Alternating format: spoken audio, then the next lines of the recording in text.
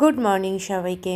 আজকের দিনটা হচ্ছে শনিবার এখন বাজে প্রায় সকাল 11টা। আর তিনজনে একটু সেজেগুজে বেরিয়ে পড়েছি। তিনজন মানে সামনে দুজন আর ক্যামেরার পিছনে আমি। গিয়েছিলাম আরুষি স্কুলে, নতুন স্কুলের গার্জিয়ান মিটিং ছিল। তো মিটিং তো হয়ে গিয়েছে, তারপরে আবার আমি ভিডিওটা শুরু করেছি। এখন সমস্ত স্কুলের কিছু কাজবাজ হচ্ছিলো, তার জন্য ওয়েট করছিলাম।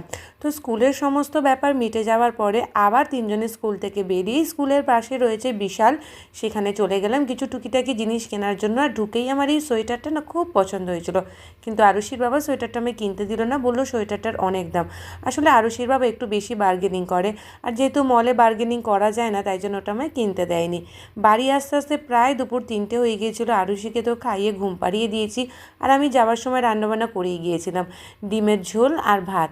আমাদের খেতে খেতে প্রায় বিকেল 4টে হয়ে যায়। কোনো মতে খাওয়া দাওয়াটা শেষ করে আবার 5টার সময় তিনজনে আবারও বেরিয়ে পড়লাম। যাচ্ছি দাঁতের ডাক্তারের কাছে।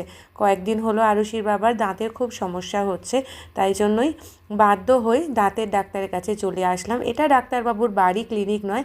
ডাক্তারবাবু হচ্ছে শিয়ালদা যে ডেন্টাল আছে ওখানকার ডক্টর। তো বাড়িতে একটু চেক আপ করাতে এসেছিলাম। আরুষির বাবা খুব ভয় রয়েছে যাতে দাঁত না তুলতে হয়। তো চলো, আজকের মতন ছোট্ট ক্লিপটা এখানেই শেষ করলাম। সবাই সুস্থ থেকো আর ভালো থেকো।